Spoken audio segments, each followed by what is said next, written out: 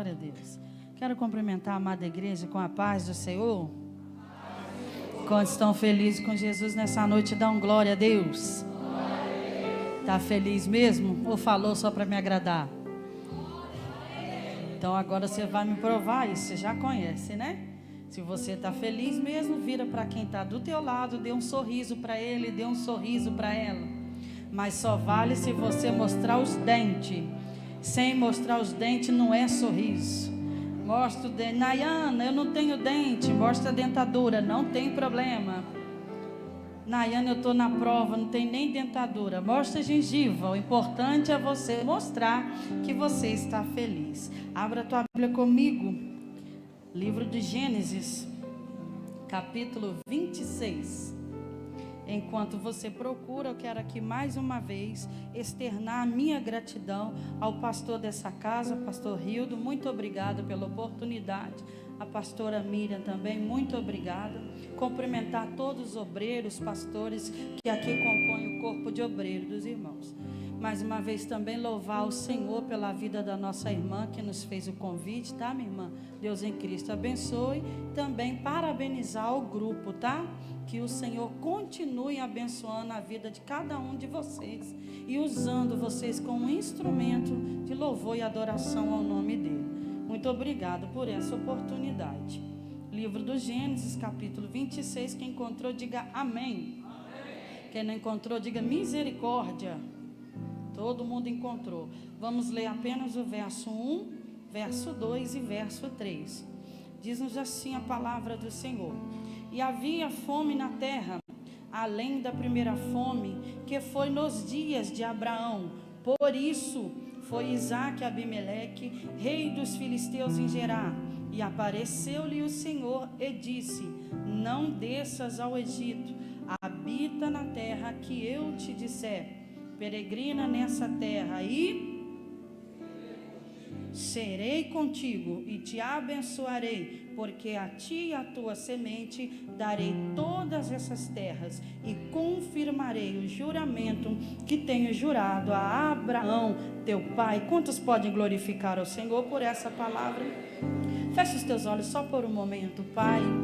Em nome de Jesus, Senhor, eu quero te louvar, te agradecer por esta rica oportunidade e pedir ao Senhor neste momento, Pai, tudo que é de mim, Senhor, tudo que eu penso, que eu acho, desapareça agora.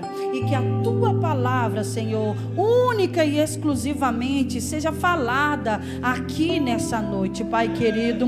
Eu quero pedir ao Senhor que toda distração, Pai, seja repreendida agora pelo poder do nome de Jesus. Eu sou apenas um canal, Senhor. Tu és a fonte. Fale conosco, Pai, da maneira que o Senhor quer, Pai. Em nome de Jesus nós te louvamos e te agradecemos. Em nome de Jesus. Amém e amém. Pode tomar seu lugar glorificando ao nome do Senhor. Vamos lá. A gente precisa voltar um pouquinho, só para a gente entender melhor o que esse texto vai nos dizer. Voltamos lá em Gênesis 12, a gente sabe que Deus faz o chamado para Abrão. Até então Deus não tinha mudado o nome dele. E o Senhor diz para ele: sai da tua terra, da tua parentela e vai para a terra que eu vou te mostrar. Farei de ti uma grande nação, te abençoarei e em ti serão benditas todas as famílias da terra. Você sabe, né? Eu falei um pouco sobre isso da outra vez que eu estive aqui, que ele vai peregrinar, ele vai obedecer, ele vai sair. Chega um momento que ele está um pouco desanimado, eu falei sobre isso aqui no capítulo 15, só que Deus vem e o anima novamente. Então a gente precisa passar pelo capítulo 17, porque no capítulo 17 tem a chave para o que nós vamos falar nessa noite. Deus, após reforçar a promessa para Abrão no capítulo 15, você sabe que entre erros e acertos, no capítulo 16, eu acredito que Abrão dá uma escorregada, porque ele ouve a voz de Sarai, sua esposa, quando ela sugere que ele deite com sua escrava Agar.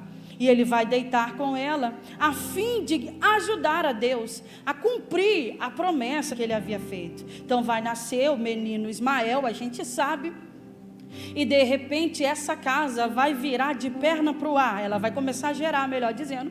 E essa casa vai virar de perna para o ar, porque agora a senhora está sendo afrontada pela escrava. A escrava está arrumando confusão. É necessário ela fugir, ela foge. Deus se encontra com ela. Enfim, o capítulo 16, se eu posso assim intitular, é o capítulo da verdadeira bagunça que aconteceu nessa casa. Só que agora, do capítulo 16 para o capítulo 17, vão se passar 13 anos. Quantos anos? 13 anos, e Deus não se manifesta para Abrão. Deus não fala com ele. Deus não está comunicando. 13 anos de total silêncio. Só que Deus precisa organizar aquilo que foi desorganizado. Então, no capítulo 17, Deus vai tornar a falar com Abrão. Só que ele vai já chegar falando com ele o seguinte: ei, Abrão, anda na minha presença, e você vai ser perfeito, e você vai ser completo. Estava dizendo mais ou menos isso aqui: se você não andar comigo, você vai viver errando. Anda comigo que você vai conseguir viver melhor. Quando Deus fala isso com ele, ele vai vir com uma promessa, e o Senhor vai reforçar: você vai ser pai de multidões. O Senhor reforçou essa promessa a ele. Só que assim que Deus faz a promessa, pastora Miriam, o Senhor vai precisar mexer com Abrão. E aonde ele vai mexer? No nome. Ele vai mudar o nome de Abrão para Abraão. E por que Deus precisa fazer isso? Porque você sabe, eu só vou reforçar isso aqui, você sabe que o nome Abrão significa pai exaltado, pai excelente. E o Senhor não queria que ele fosse apenas um pai exaltado ou um pai excelente. O Senhor o chamou para ser pai de multidões, pai de... Então Deus olha para ele e está dizendo assim: o teu nome, que significa de fato o teu destino, não está combinando com aquilo que eu projetei para você. Então eu vou mexer no seu nome. A partir de hoje não te chamarás mais Abrão, mas você vai se chamar Abraão, que significa pai de multidões. Quando a gente olha na nossa cultura, a gente acha até bonito, né? Porque nós que temos dessas coisas, a gente coloca 2N, 2L, Y, a gente arruma uma bagunça no nome. Mas para esse povo, o nome significa o destino. Então quando Deus troca o nome, acrescenta aí mais um A, mais um tio, Deus não está só fazendo isso, Deus está alterando o destino de Abrão. Então, olha bem isso aqui, é um homem que vivia e estava acostumado com todos dizendo para ele: ô senhor Abrão, tudo bem? Como o senhor está? Só que a partir desse encontro, o nome dele muda. Só que quem estava lá com ele? Só ele e Deus. Então quando ele sai, alguém certamente vai dizer: ô Abrão, como é que o senhor está? Aí ele vai dizer assim: não, Abrão não, por favor, a partir de hoje me chame de Abraão. Então quem está ouvindo isso está dizendo: tá maluco, o velho está ficando doido, está sabendo? Não, o que está acontecendo? Está querendo que chama ele de pai de multidões, só que ele só tem um filho. Só que quem não está junto conosco, quando Deus nos faz a promessa, certamente vai chamar a gente de doido. Não espere compreensão, eu vou liberar essa palavra aqui, viu?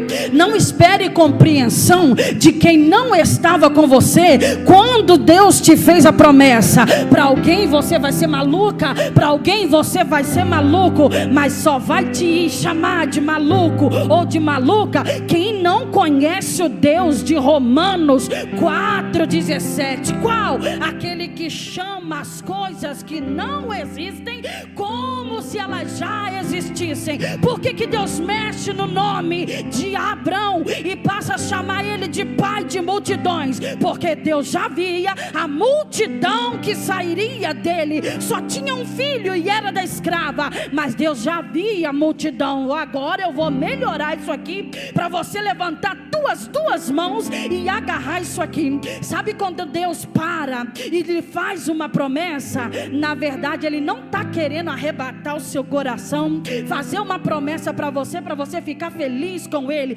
Na verdade ele está te contando do que ele já viu que vai acontecer com você. Já tem duas mãos levantadas. Eu vou melhorar isso aqui. Quando Deus te fizer uma promessa, prepara o culto de ação de graça. promessa, é porque Ele já te revelou o que Ele já viu que vai acontecer.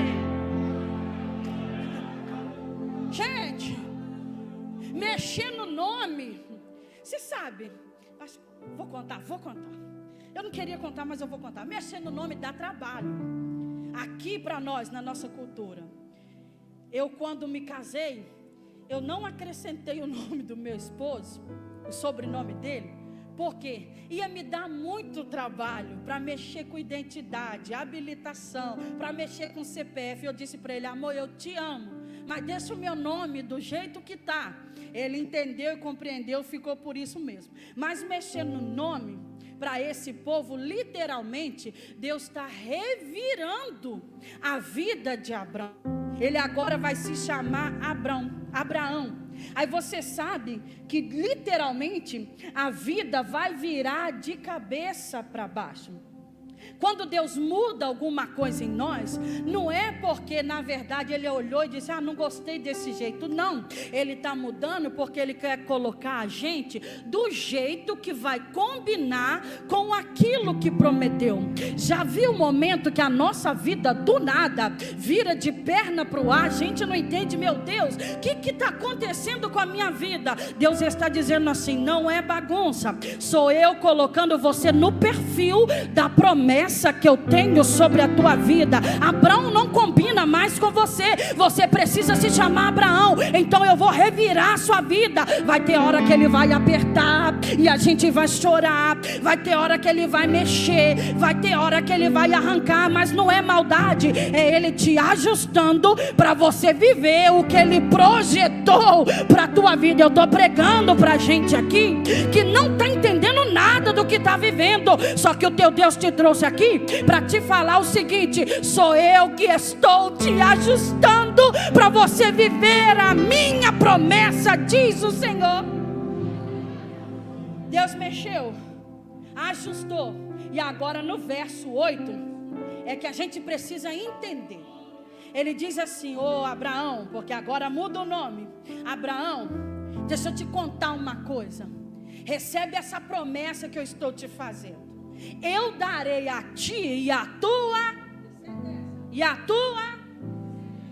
todas as terras da tua peregrinação. Ou seja, aonde você pisar a planta do teu pé é sua e da sua descendência. Pronto, aqui está fixada a promessa de Deus. Você sabe que o tempo vai passar. No capítulo 18 Deus vem e fecha com chave de ouro Sara. Agora vai começar a gerar, daí a 1 ano vai nascer Isaac. Isaac nasceu, já é a descendência de Abraão.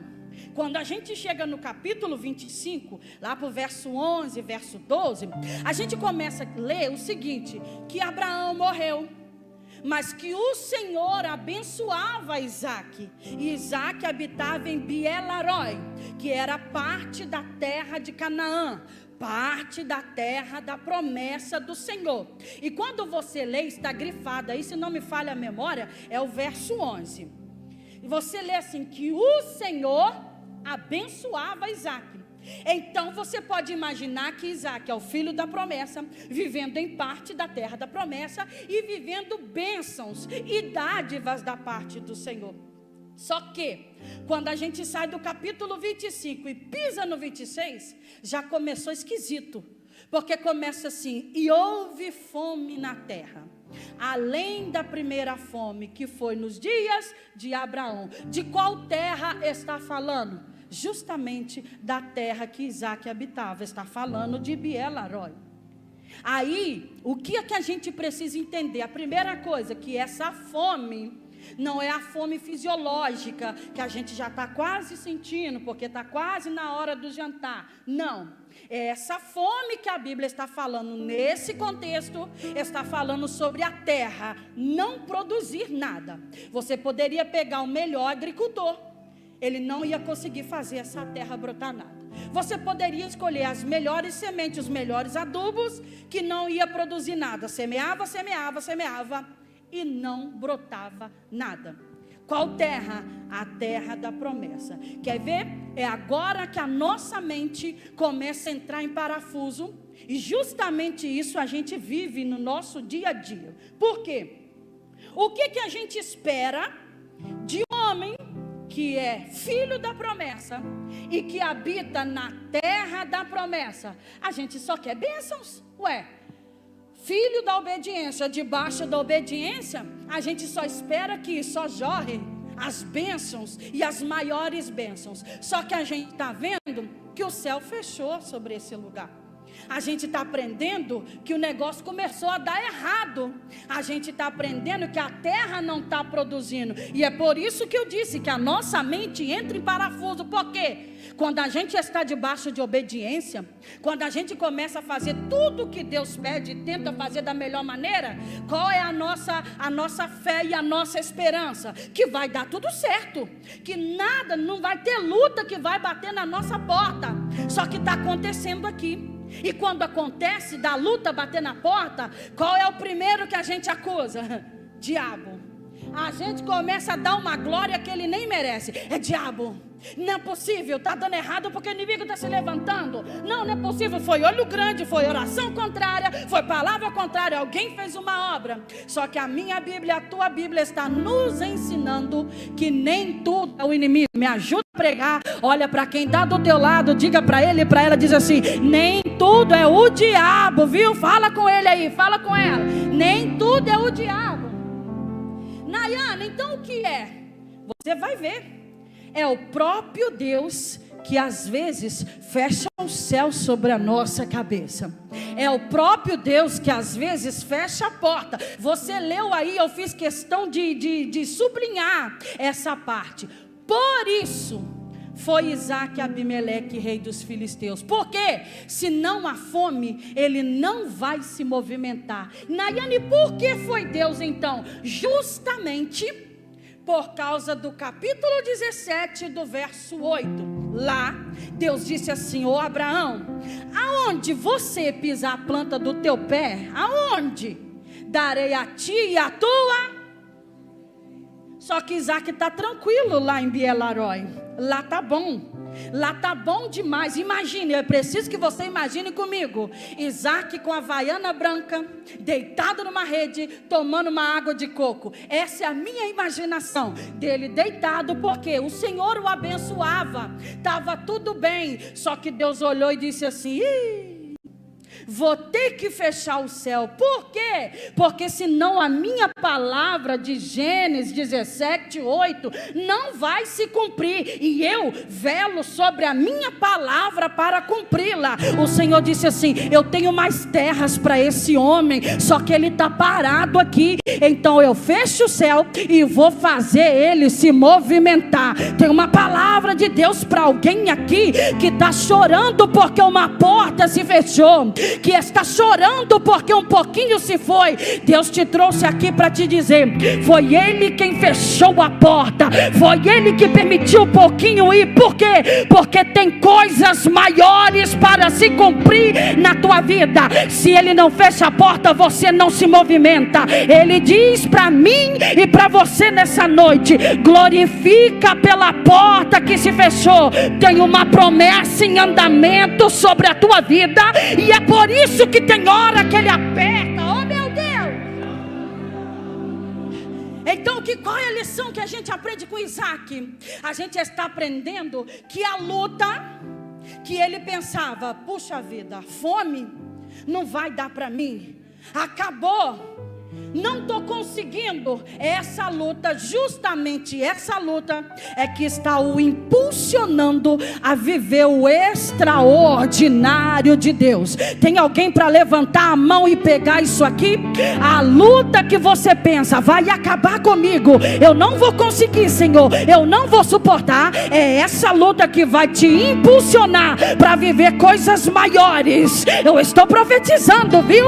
Tem coisas maiores de Deus para se cumprir na tua vida. Essa luta é só um empurrãozinho que você precisava. Essa dor é só um empurrãozinho que você precisava. Tem o melhor amor de Deus te esperando. A portinha que fechou não se compara com a porta, meu Deus do céu, a porta extraordinária que Deus tem para você. Quem acredita nessa palavra, glorifica o nome do Senhor.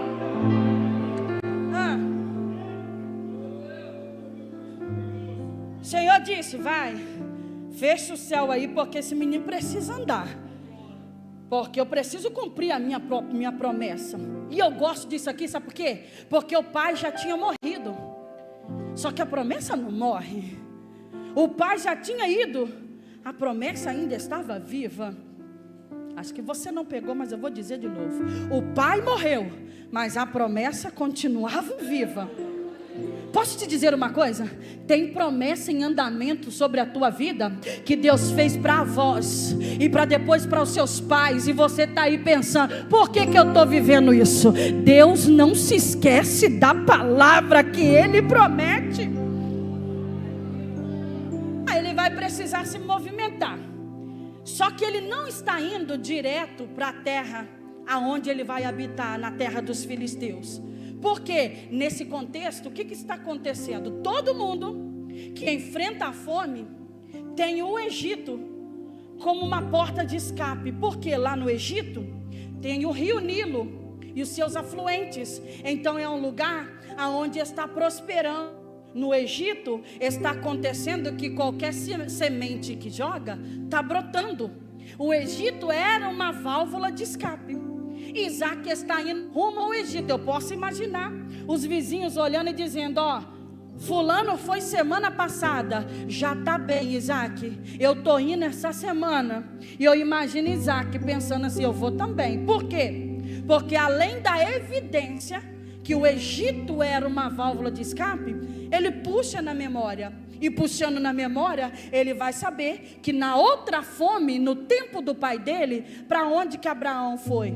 Para o Egito também. Então eu imagino Isaac dizendo assim: é de Deus, estou toda arrepiada, é para lá que eu vou. Tudo está apontando para mim ir para o Egito. E a geografia era mais ou menos essa aqui, ó. Bielarói está aqui, Gerar está aqui, e o Egito ali, era descida.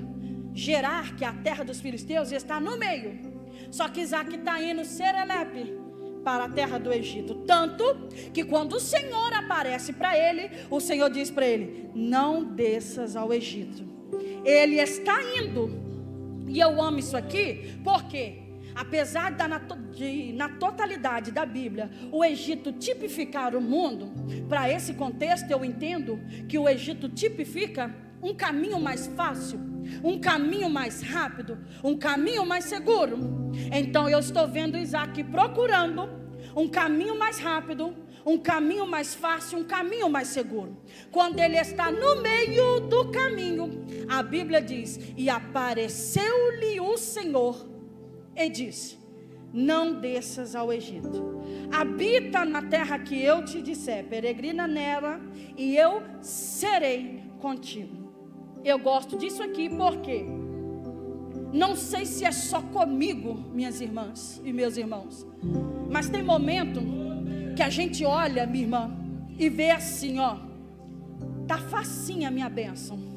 Eu já começo a sentir o cheiro do milagre. Aí você olha assim, está próximo demais. Quando você está próximo de vencer, Deus olha e diz assim: não.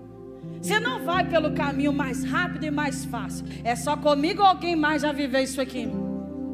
Deus olha e diz assim: você vai pelo caminho mais difícil. O Senhor diz para ele: você não vai para o Egito, você vai habitar na terra que eu te disser.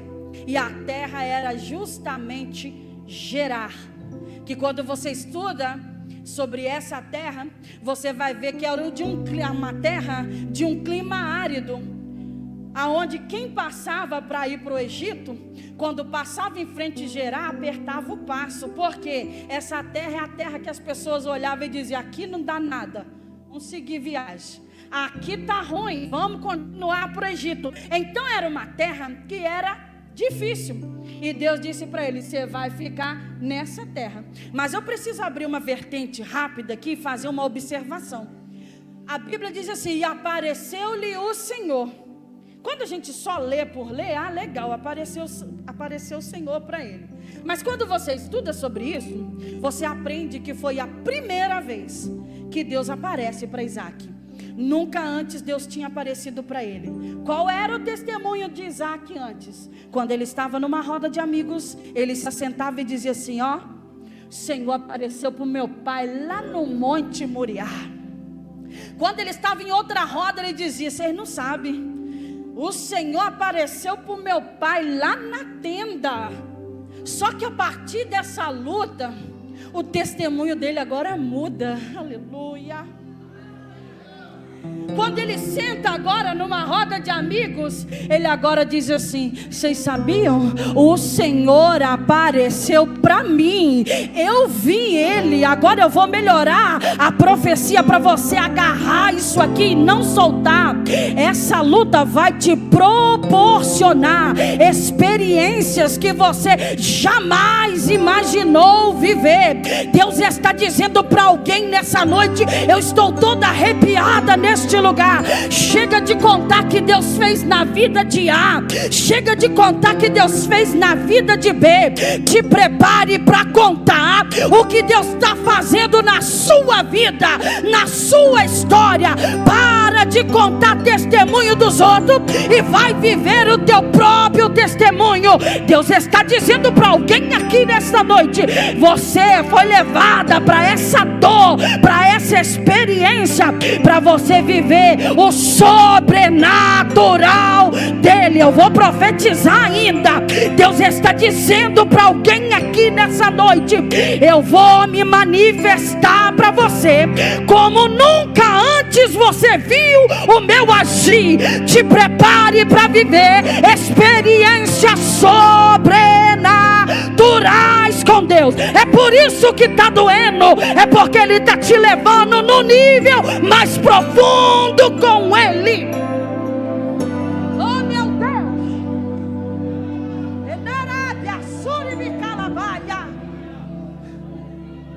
Ele está levando a gente para um nível mais profundo. Ele quer que a gente tenha autoridade para falar sobre Ele. Chega de viver uma vida rasa. Ele está nos convidando a viver uma vida de profundidade. Escute isso aqui, não perde não. O Senhor disse para ele: não desça o Egito não. Habita na terra que eu te disser, peregrina nela, e eu serei contigo.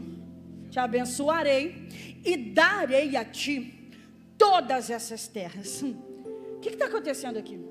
Deus está falando com ele literalmente isso aqui: rapaz, essa terra todinha vai ser sua.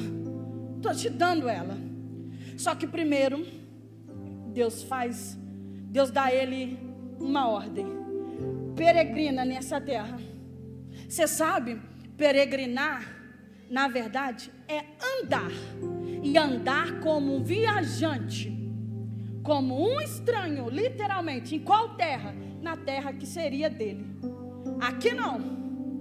Mas para lá, para o lado de Volta Redonda, a gente tem uma mania assim. Vou ilustrar só para você entender. Deus diz assim: olha, Nayana, eis que te darei essa cadeira. Eu quero nem saber. Dá licença quem está nela, porque ela é minha. E sentei. Só que Deus está ensinando um negócio aqui para Isaac. A terra vai ser sua, mas primeiro você vai passar pelo processo.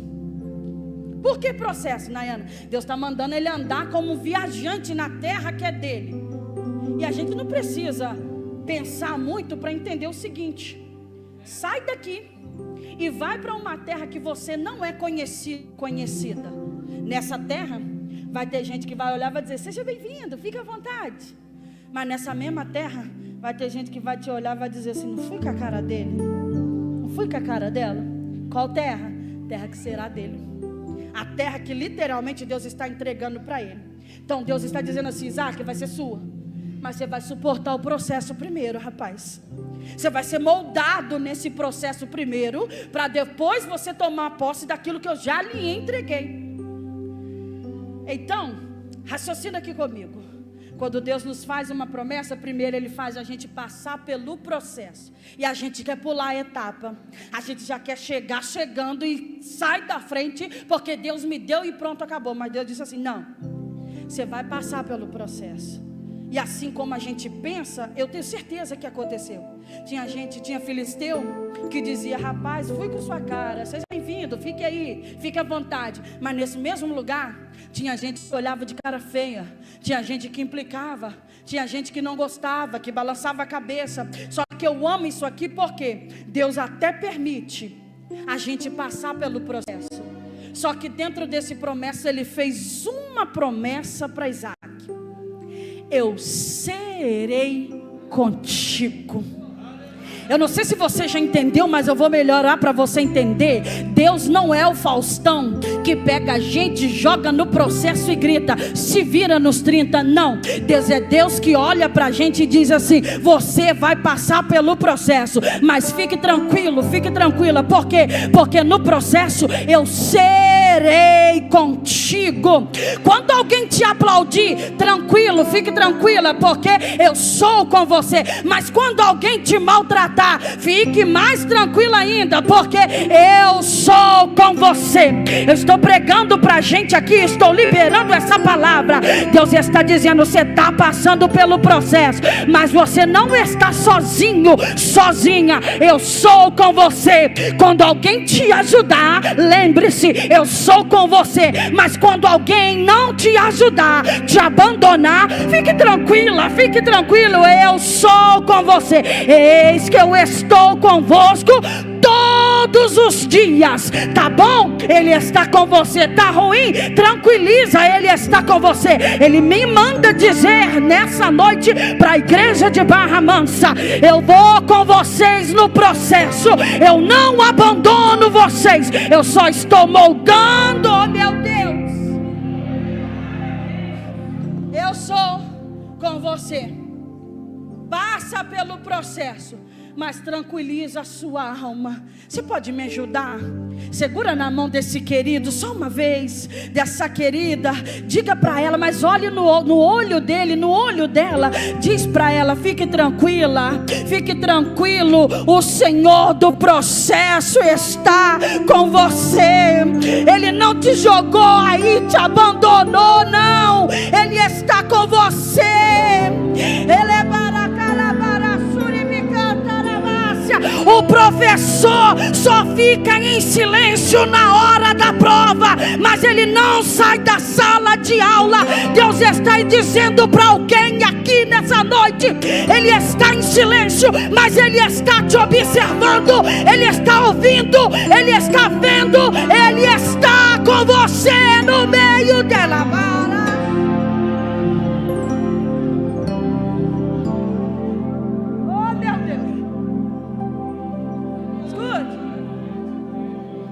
Entendeu? E bom, eu vou obedecer. Por mais que a terra é uma terra que ninguém investe, por mais que a terra é uma terra que ninguém olha com bons olhos, eu tenho a garantia da presença dEle comigo. Por mais que a minha vontade seja de ir para onde é mais fácil, eu vou ficar no mais difícil, porque o eu sou está comigo. A Bíblia diz que Ele vai ficar. Só que quando Ele fica, que Ele está vivenciando todo esse processo, um dos processos é que o medo vai assolar sua alma. Qual? Rebeca, sua esposa, era muito bonita, muito formosa. E de repente ele começa a ter medo de ser morto por conta da beleza dela, porque um filisteu certamente iria querê-la, então poderia matar Isaac. E para reforçar esse medo, quando você discorre os versos aí, você vai ler assim: e muitos o indagavam acerca de Rebeca. O que me faz entender e compreender que toda hora tinha um olhando para ele e dizia assim: e essa mulher aí? Toda hora tinha um: e essa mulher, essa bonita aí? E essa mulher formosa aí? Então, ele está vivendo de fato uma pressão. Ele com medo de morrer, toda hora alguém reforçando esse medo, o que ele começa a fazer? Negar que ela é sua esposa. E ele começa agora a dizer que ela é sua irmã. Não, é minha irmã. Vinha outra, minha irmã. Outra, minha irmã. Quando eu li isso, eu fiquei com o coração ardendo. Eu disse assim: Espírito Santo, o que o Senhor tem a nos falar sobre isso? E Ele me deu uma só. É vocês que são assim. Eu disse: como, Espírito Santo? Eu não entendi. Todas as vezes que vocês são pressionados, vocês tendem a desistir daquilo que Deus entregou a vocês. Basta o sistema apertar, que a gente começa: vou devolver a carteirinha. Basta o inimigo apertar, que a gente começa: vou abandonar essa casa, vou abandonar, vou deixar de orar, não vou clamar mais. Só que Deus está dizendo para mim e para você nessa noite o seguinte: nenhuma pressão externa será capaz de fazer você desistir, se você acreditar na palavra que Ele te disse: eu sou com você. E como Ele disse que era com Isaac, a pressão veio, mas ele permaneceu. O que Deus faz? Toca no coração de Abimeleque, que é o rei dos filisteus, que consegue ver Isaac acariciando Rebeca e entende: é mulher dele. Se é mulher dele, ô Isaac, por que você mentiu? Teve a conversa e agora Abimeleque vai dizer: quem tocar nesse homem ou tocar na mulher dele vai ser morto. Aí Deus me ensina e ensina para a igreja dele o seguinte: quando Ele quer, Ele usa até ímpio para preservar a nossa vida. Ele está dizendo para alguém aqui nessa noite: não abra mão do que Ele te confiou por pressão nenhuma, porque Ele te protege. E se necessário for, Ele usa o ímpio para te proteger. Se necessário for, Ele usa o ímpio para fazer lei. Mas ninguém vai tocar na igreja do Senhor. Não abra mão, não recua e não abandone aquilo que Deus te entregou. Caminho para o fim, escute aqui. Ele vai ficar, vai obedecer. Só que ele também precisa entender que apesar da promessa do Senhor ser com ele, ele também vai precisar fazer alguma coisa. E o que ele faz? No verso 12: e semeou Isaac naquela mesma terra, e colheu naquele mesmo ano 100 por 1. Nayana, 100 por 1 é o que? Uma fruta? Não, 100 por 1 é para cada uma semente que ele lançava naquela terra, brotava 100 para ele. O que eu consigo entender aqui? Deus disse que seria com ele, mas ele precisou ter uma atitude. Atitude de quê? De semear na terra. E quando a gente pensa assim, o que a gente lembra? Ele está vindo de uma frustração. Ele semeou em Bielarói, e a terra não produziu. E quando acontece uma frustração na nossa vida, o que a gente faz quando alguma coisa dá errado? A gente se agarra à frustração e não quer fazer mais. Começa a colocar até na conta de Deus: não, é porque não é de Deus. Ah, é porque Deus não quis. Ah, é porque não é mais da vontade de Deus.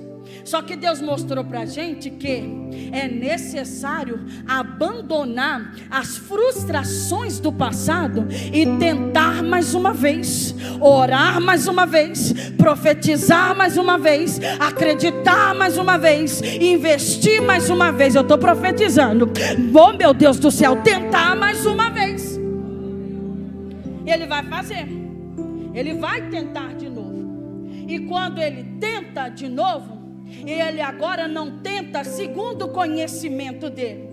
Ele não tenta segundo a semente de boa qualidade. Ele tenta porque ele tinha uma palavra, porque o Senhor disse que seria com ele. Então quando ele lança essa semente, a Bíblia diz, meu Deus do céu, que está brotando 100 por 1. na terra que todo mundo desprezava, na terra que todo mundo olhava e dizia: aí não dá nada. Só que a colheita tá linda, tem muita coisa brotando. Então quem está passando por ali está olhando e está dizendo: qual é o segredo, Isaac? O que você fez para essa terra produzir do jeito que está produzindo? Vem um curioso, olha e diz assim: é a semente.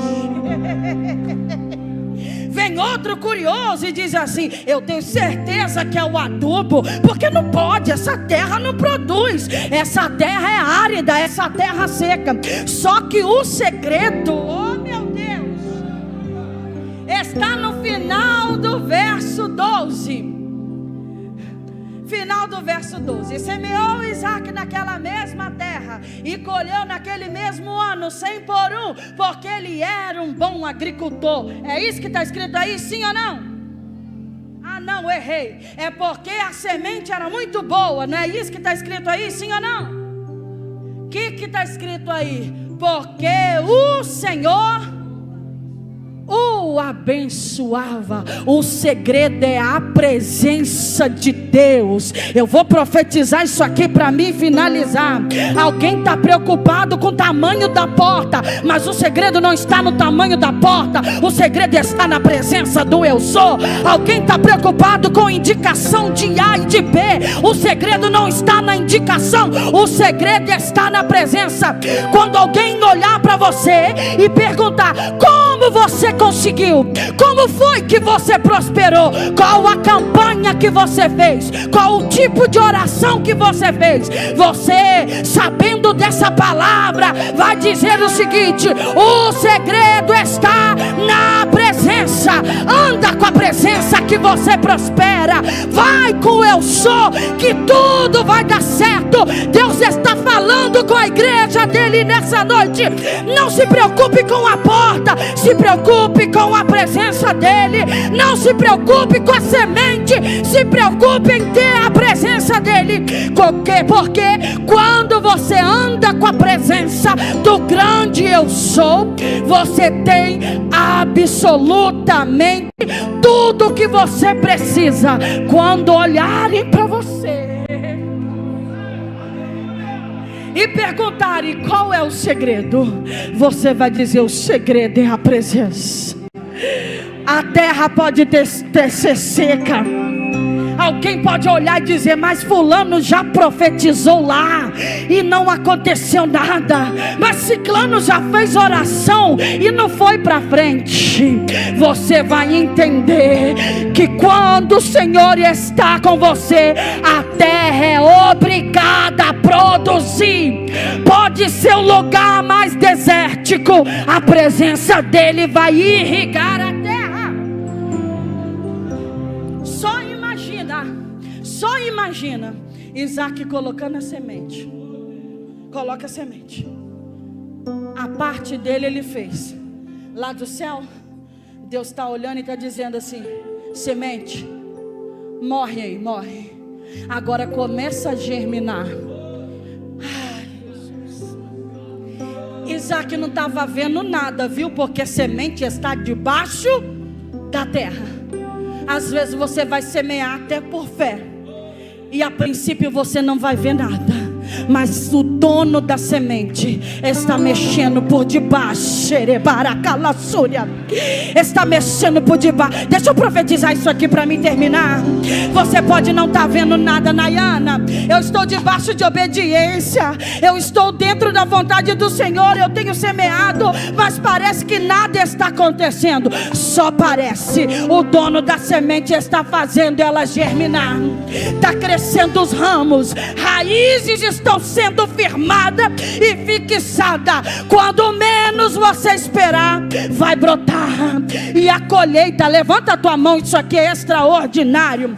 A colheita vai além da expectativa humana. Deus me manda profetizar isso aqui. A colheita colheita vai além da expectativa. O lugar que não era para botar nada, vai brotar 100 por 1. Quem recebe essa palavra é 100 por 1 sobre a igreja de Barra Mansa, 100 por 1 sobre a tua família, 100 por 1 sobre o teu departamento, 100 por 1 sobre a tua casa, 100 por 1 sobre os teus negócios. Fica onde Ele te mandou, obedeça o que Ele te mandar fazer, faça, mesmo que você não entenda, obedeça.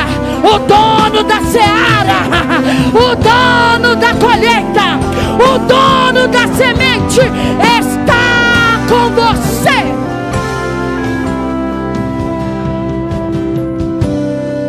Obedeça, mesmo que te pareça confuso, obedeça, em nome de Jesus.